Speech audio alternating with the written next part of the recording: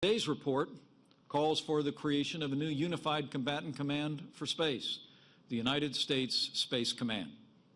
This new command structure for the physical domain of space, led by a 4-star flag officer, will establish unified command and control for our Space Force operations, ensure integration across the military, and develop the space warfighting doctrine, tactics, techniques, and procedures of the future.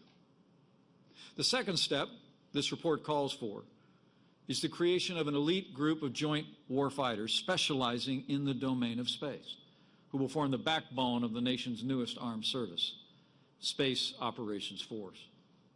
Just like our Special Operations Forces, a Space Operations Force will draw men and women from across the military and will grow into their own unique and cohesive community. They'll support the combatant commands by providing space expertise in times of crisis and conflict. Third, this report calls for the creation of a new joint organization, the Space Development Agency, that will ensure the men and women of the Space Force have the cutting-edge warfighting capabilities that they need and deserve. While our adversaries have been busy weaponizing space, too often we have bureaucratized it. And over time, our ability to adapt to new and emerging threats has been stifled by needless layers of red tape. The Space Development Agency will break free from ineffective and duplicative bureaucratic structures to focus on innovation, experimentation, and forging the technologies of the future. Men and women of the Department of Defense have pioneered some of the most groundbreaking discoveries in our armed forces that literally have revolutionized our national defense in times of need. From General Schriever's creation of the intercontinental ballistic missile to Admiral Rickover's development of the Navy's nuclear enterprise.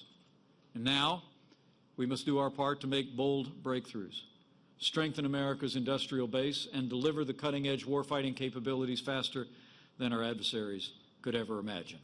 And that's exactly what Americans will do.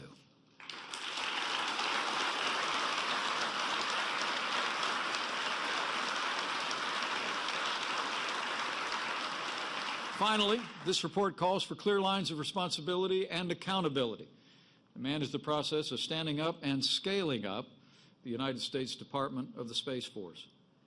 Creating a new branch of the military is not a simple process. It will require collaboration, diligence, and above all, leadership. As challenges arise, deadlines approach, there must be someone in charge who can execute, hold others accountable, and be responsible for the results. So we will create a single civilian position reporting to the Secretary of Defense to oversee the growth and expansion of this new branch of the service.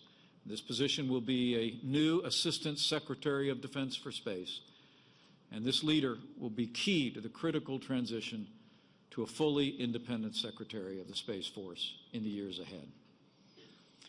President Trump and I are grateful, truly grateful to Secretary Mattis for this department's diligence in preparing this report.